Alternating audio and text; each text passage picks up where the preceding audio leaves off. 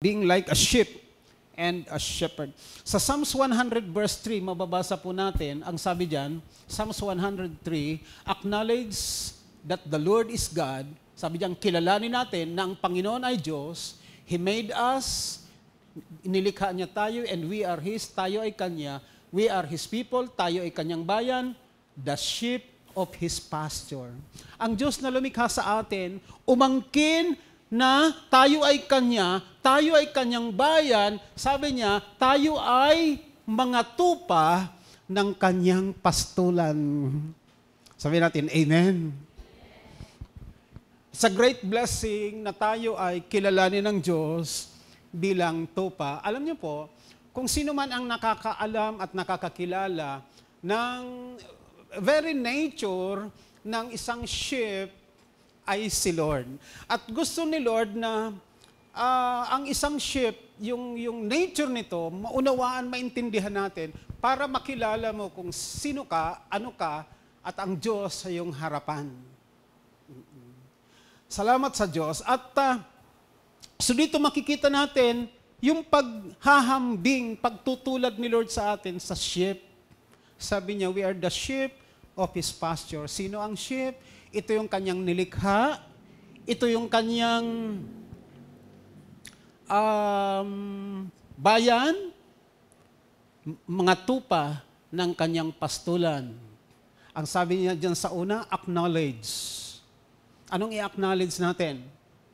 Ang i-acknowledge natin is, ang Panginoon ay Diyos, na siyang may likha sa atin, tayo ay Kanya, at tayo ay Kanyang tupa. Acknowledge. Sabihin mo sa katabi mo, acknowledge. Kung hindi mo pa ina-acknowledge, siguro ina-acknowledge mo na si Lord ay God, pero did you acknowledge na ikaw ay as a sheep to your Creator? Amen? Sinang nag-acknowledge na yan? O parang hanggang sa ngayon, ayaw pang i-acknowledge, ayaw mong tanggapin na tupa ka. Ano ngayon? Ano ngayon ang kalintulad mo? Sa maraming animals na likha ni Lord, ano bang gusto mong katulad? Yung gusto ng iba, sabi niya, gusto ko maging lion, iba gustong tiger. O yung iba naman, ang sabi nila, gusto kong maging wild boar, baboy ramo. Ay, bahala ka kung yun ang gusto mo. Pero si Lord, tayo inihahambing ni Lord, tupa. Gusto ni Lord, sheep ka. Bakit? At marami pong purpose yan at goodness ni Lord. Sa Ezekiel 34:31, ito po, sinulat ni Prophet Ezekiel, hinayag ni Lord, ganyan naman po ang nakasabi. Ang sabi diyan, you are my flock. Flock na. Ano yung flock?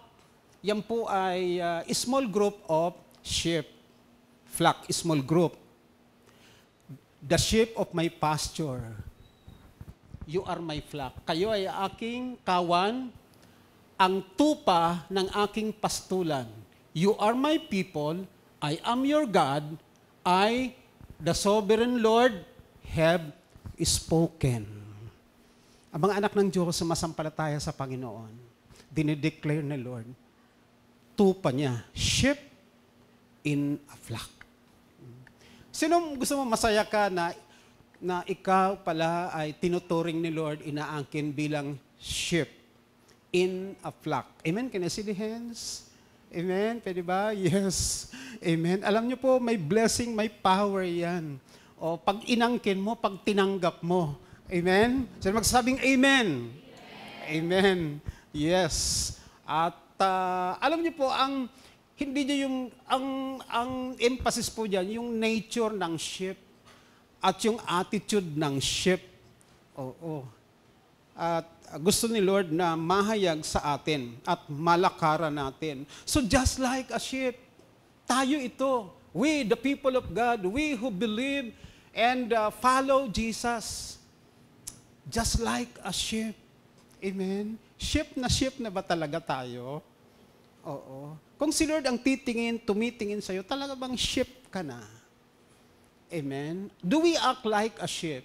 Yung life natin, attitude ba natin, masasabi talagang sheep before the great shepherd, the Lord God?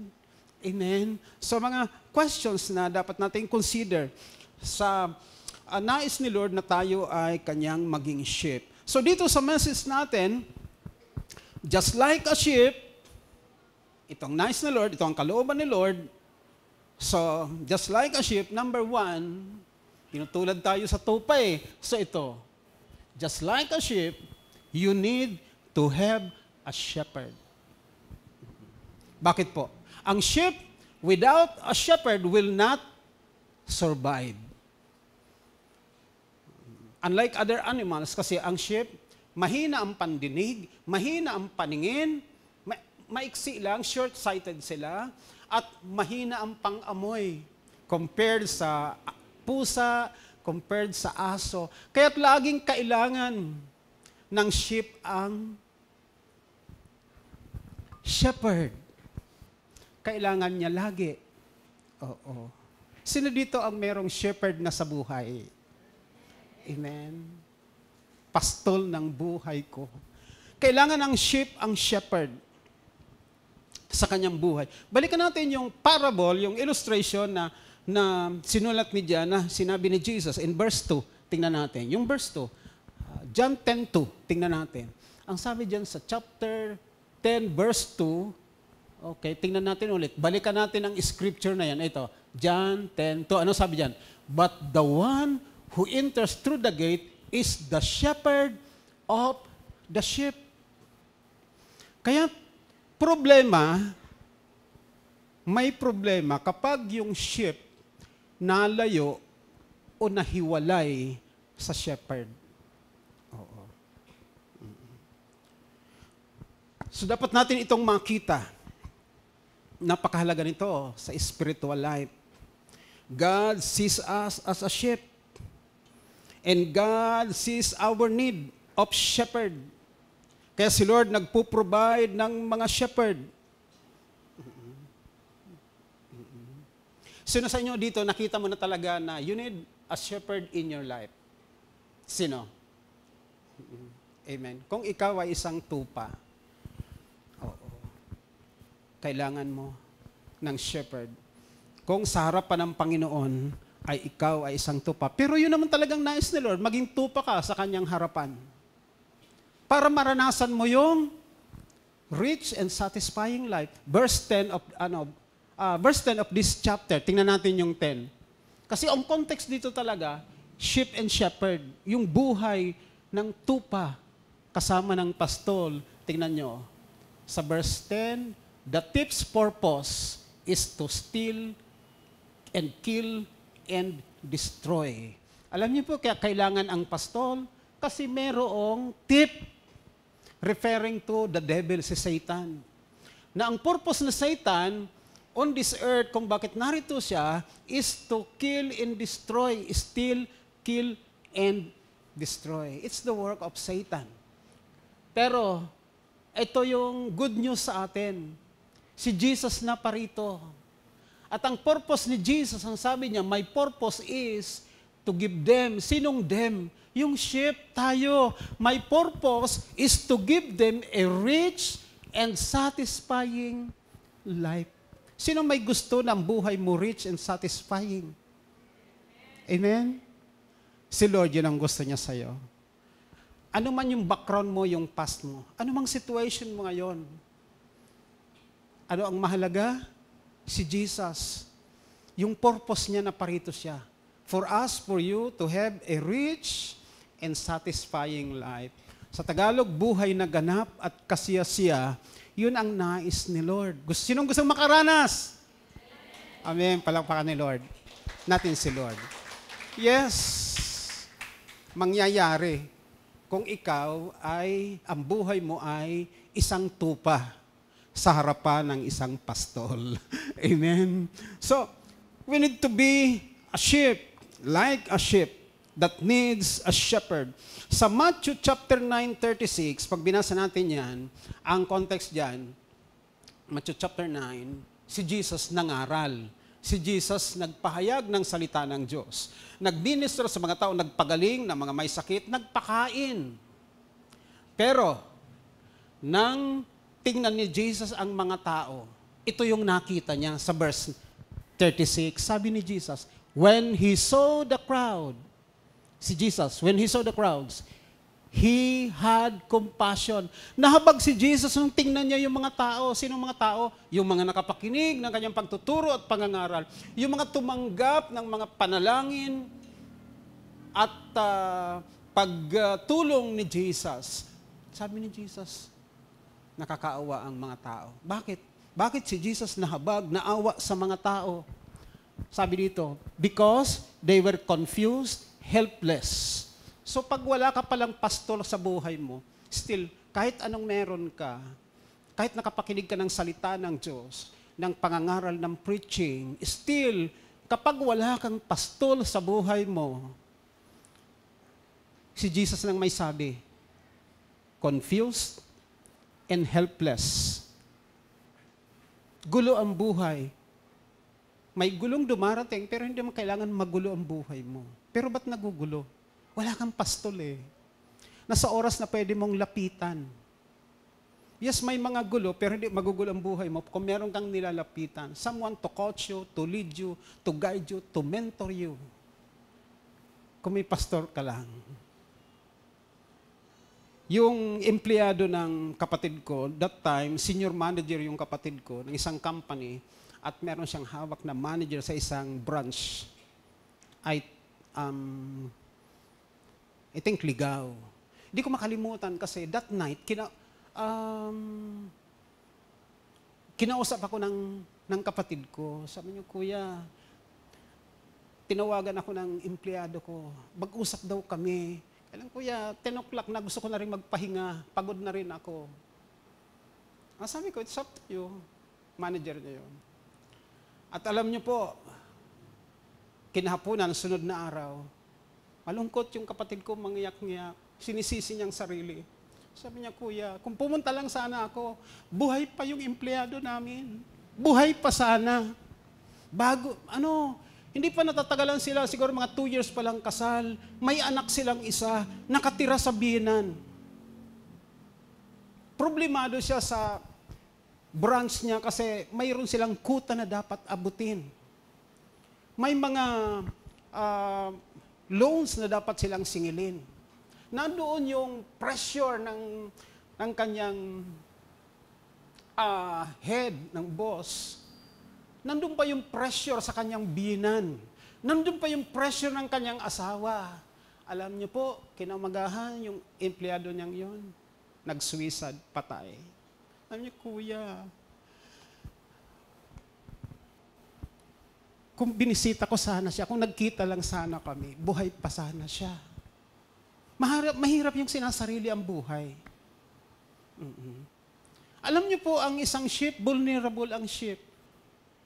Kaya laging dapat may shepherd. Alam niyo ba, ang sheep, madali din siyang ma-stress. Oo. May mga sheep nagpapakamatay mag-isa, nagpapatihulog. Oo. Lumalayo at nagiging vulnerable sila sa mga predator. O kinakain nila, lapa sila. Kasi walang shepherd. Sabihin mo, kung ikaw ay isang sheep, you acknowledge you're a sheep, kailangan mo ng isang pastor to care for you. Ben mo sa katabi mo, kailangan mo ng isang shepherd. Amen?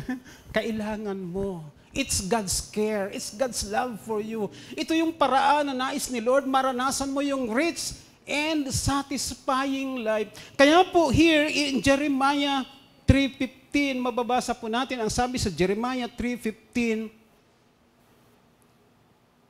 Jeremiah chapter 3, verse 15, ang sabi po dyan, Jeremiah 3:15, okay, ang sabi dyan, sabi ni Lord, and I will give you shepherds after my own heart. Bakit? Sa isang church, kailangan ng maraming shepherd.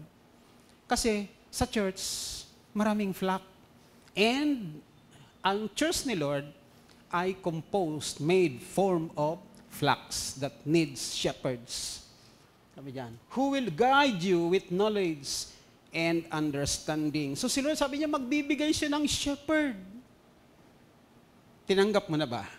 May shepherd ka na ba? Sa spiritual life mo. And in Acts 20:28, mababasa po natin, ang sabi po dyan, sinulat ni Luke, sinabi ni Paul, the apostle of Jesus Christ, ang sabi po dyan, in Acts chapter 20:28, sabi dyan ni Paul sa leaders ng Church of Ephesus, ang sabi niyan, so guard yourself and God's people, feed and shepherd. Ano daw yung if-feed at isi-shepherd? Ano? Feed and shepherd God's flock, His church. Kaya ang church, kung hindi yan influx, hindi yan church. Kwan lang yan, is M. O kaya grocery store. Hindi matatawag ng church. Kasi ang church is made of flux. A small group of believers. Purchased with His own blood, blood ni Jesus, of blood over which the Holy Spirit has appointed you as elders or leaders. Sila yung mga nagsiserve as shepherd. At ito naman si Peter. Acts 20:28, si Paul kasi yan eh. Ito si Peter. 1 Peter 5:2. Sabi sa 1 Peter 5:2, mababasa natin dyan, sabi dyan, ito, si Peter yan. Si Peter ang sumulat, ang sabi niya, care for the, ano daw yung iki-care? Flock. That God has entrusted you. What's over it willingly, not grudgingly, not for what you will get out of it, but because you are eager to serve God. So yung mga shepherd, ang ministry nila, it is ministry to God.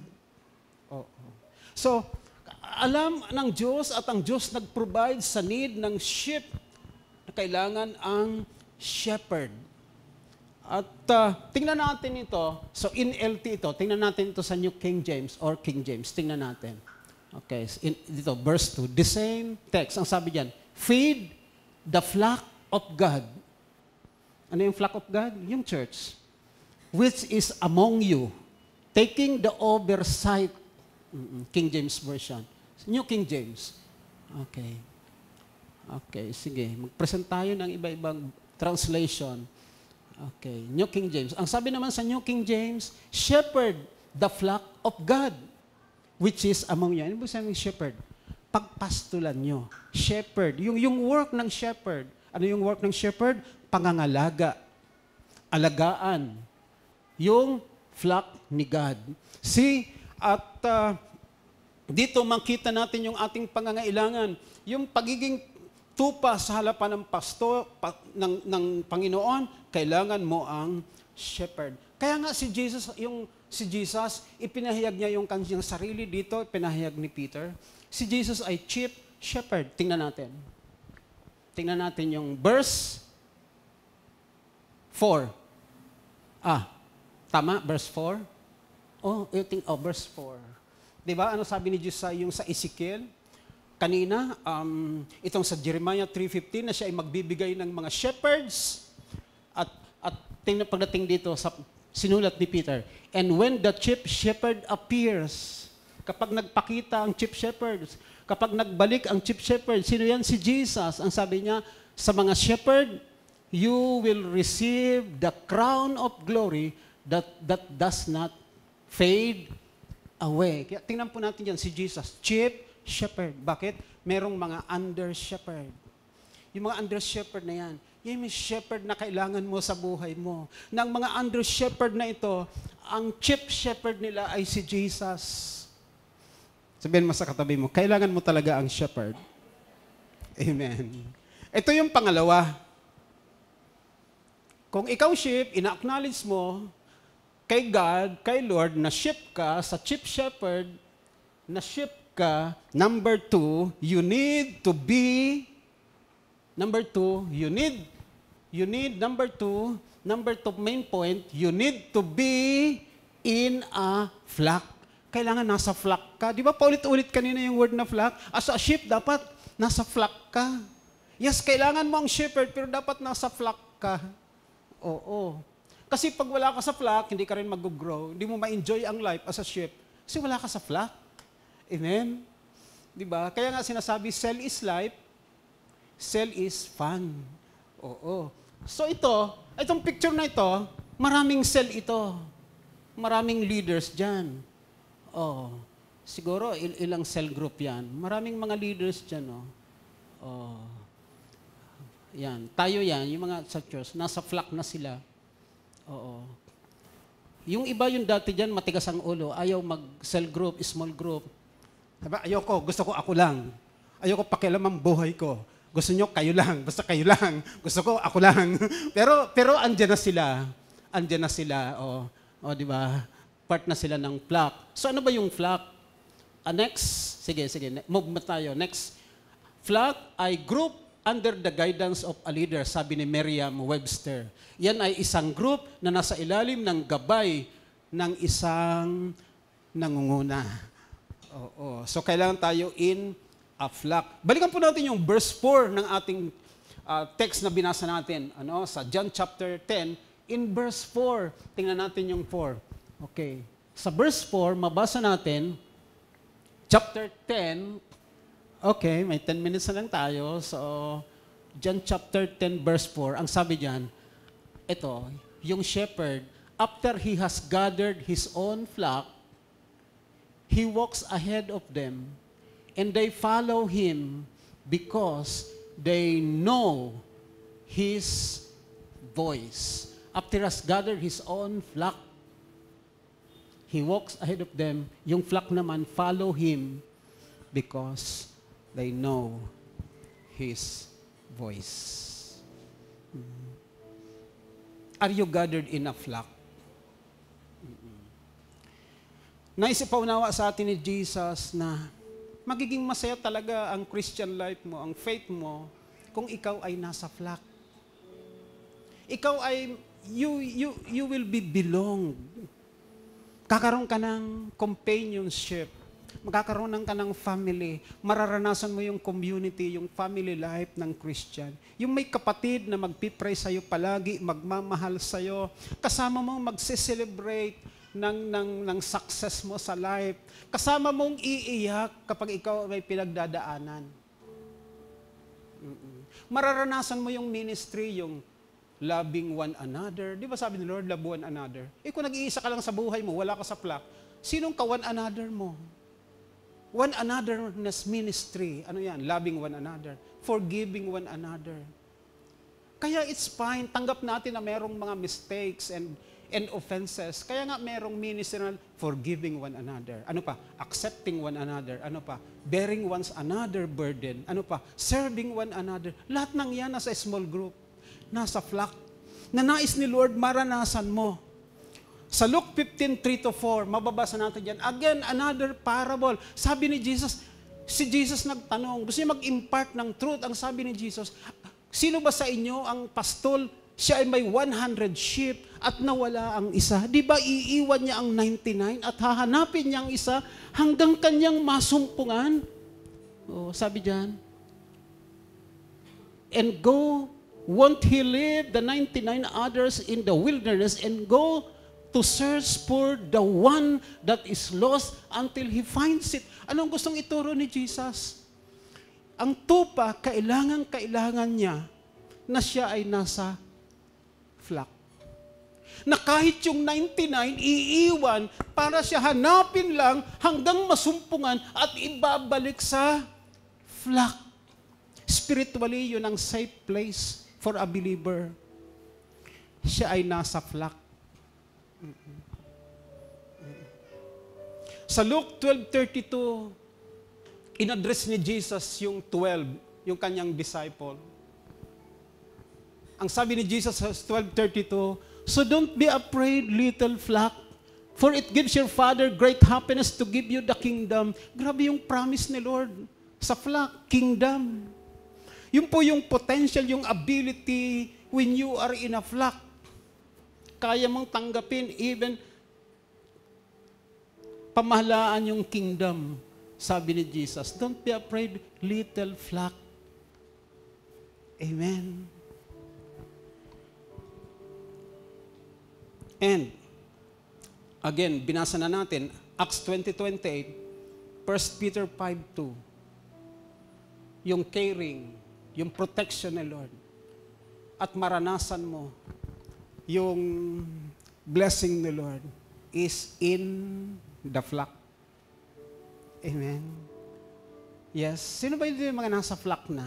Pwede mo makita ang kamay. Sa practical application tayo. Amen. So right now, sa ating pagtatapos, I want you, gusto ko, tulungan niyo ako, gusto ko. Yung mga nasa flock dito, with your shepherd, yung may mga shepherd na, at meron ng flock, hindi ka na alone, hindi ka na kawawang cowboy, hindi na, you are in a band, in a pack, amen, in a group. Yes, I want to see you gathered. Sige, kayo mga cell group, sige. Isang group dito, isang group dito. Let's do it quick. Isang group dito, isang group dito. The cell group. Okay, let me see. Ayun mga nasa tech team, please, iwan nyo muna yan. Please gather. Na cell group. So let us do this quick. Okay. So, isang cell group dito, medyo gitna, kasi may isang group doon sa tabi, may ladies doon. Okay, so, find your flock. Okay, group kayo, group, sige, group kayo, group, okay. So, yung mga cell group, sige, kahit dyan sa bandang dyan, kahit hindi sa unahan lahat, dito, isa dito, dyan, isa, gather kayo. I want you to gather, circle kayo, sige. Hold your hands together. Yes, so bless the Lord na makita kayo. Ate Rose, dito kayo, wag didikit. Kasi baka malito yung sheep, baka mapunta sa iba, baka sabi, hindi naman siyang shepherd ko. Baka maligaw. Sige, wag kayo, okay. Okay, so, mag-circle kayo. Bilisan natin, magkuhan kayo. One accord, hold hands with your group. Sige, hold hands kayo. Okay, just want to see yung cell group. Okay, thank you. Salamat po. Ay, pakikita natin kay Lord na tayo may flock, na tayo may shepherd. Okay, sige. Wag magsisiksikan, yung wag magdidikit yung magkaibang cell group, baka malito yung sheep. Kung alin yung cell group niya. Okay, thank you. Okay, naka-group na ba? Naka-one accord na, magkahawak na kamay. Ngayon, leaders, please, shepherd, leaders, gusto ko na tingnan nyo kung meron dyan na nawawalang tupa. Yung nag-iisa, okay, mag-unahan na kayo. Kung hindi pa naman complete ang group nyo, i-invite nyo na, i-welcome nyo na sa group nyo, puntahan nyo na, baka meron dyan na walang flock, wala pang cell group, wala pang shepherd, wala pang leader, puntahan nyo na, opportunity nyo leaders, puntahan nyo na, i-welcome nyo sa group ninyo, baka meron dyan na alone, walang kasama, walang leader, walang pastol, okay, walang shepherd, lapitan nyo na po, okay, meron na ba lahat? Meron na. Leaders, hawakan nyo na ang kamay. Dapat ganun ang small group. Amen. Ganun po yung flock. Amen. Okay, hold hands together. Okay na ba? Wala nang wandering. Wala nang wandering. Kasi leaders, puntahan nyo na. Okay. Lahat ba in a small group na? Lahat na? Okay, tandaan nyo yung leaders, shepherd, tandaan nyo ang inyong sheep. Okay? Okay, mga tupa, tandaan nyo ang inyong shepherd, ang inyong leader. Dito maraming shepherd, iba-iba, may lalaki at babae. Know your group, your flock, baka malito kayo para hindi kayo magulo. Ngayon, amen, si Jesus ang example, halos araw-araw kasama niya ang kanyang flock. Jesus as the shepherd. Ito, sa atin, at least once a week, nag-gather kayo. Saan? Ang sabi sa Bible, Matthew 16:18, kahit saan, 2 or 3 gathered in His name, ang sabi ni Jesus, naroroon siya sa kalagitnaan. Sa shepherding, sa flock and shepherd relationship, as you gather every time, nakaka-assure ka sa holy presence ni Lord sa inyong kalagitnaan. So thank you, Lord. Salamat sa bawat isa. Manalangin po tayo. Okay, praise God. Lord, narito, Panginoon, sa oras na ito, ang kalooban mo. Lord, yes, tinatanggap, kinikilala namin. Lord, ikaw ang may hambing sa amin. Lord, na kami ay tupa. salamat, Panginoon, pabor sa amin na kami ay maging tupa sa iyong harapan. Ikaw, Jesus, na dakila at puong pastol namin, Panginoon. Thank you, Lord, in this church, Lord, may mga shepherd, mga kapatiran, Panginoon, na may shepherd hearts, willing to lead, willing to guide, willing to bless, Lord, to sacrifice, Lord, para sa mga sheep, Panginoon. Lord, salamat sa oras na ito, Lord. May mga sheep, Lord, hindi kami sanay dito. Hindi kami nasanay, Lord God, sa buhay na in-small group, Panginoon.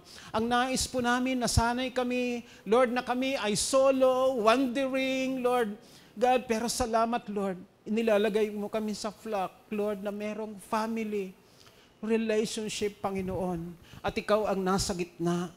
Jesus, our great shepherd, Lord, I pray your Holy Spirit to seal ng bawat group, Panginoon. Lord, that the leaders, the shepherd will love them, Lord. At Lord, the sheep will love their leader, the shepherd, Panginoon. And Lord, God with you, i-enjoy nila ang ministry. Helping one another, loving one another, forgiving, accepting one another, serving one another, bearing one another burden. Lord, mangyari sa bawat cell. At Lord, kayo po ang magbigay ng paglago at multiplication, Lord. God, at as according to your words, O Lord God, Lord, maranasan ng bawat isa. Lord, as they remain in the flock, maranasan po nila, Lord, rich and satisfying life, Lord God. Lord, masumpungan mo kami sa pagbabalik mo, Panginoon, in a flock. Lord, our Lord Jesus Christ, the great shepherd. Lord, thank you sa grace mo, Panginoon, na we are in the flock. Lord, in the true church made of, formed by flocks. Father, we give you all the praise, the glory, in your name, Jesus. Ang lahat po magsabi ng Amen. Amen. God bless you all po. Thank you po.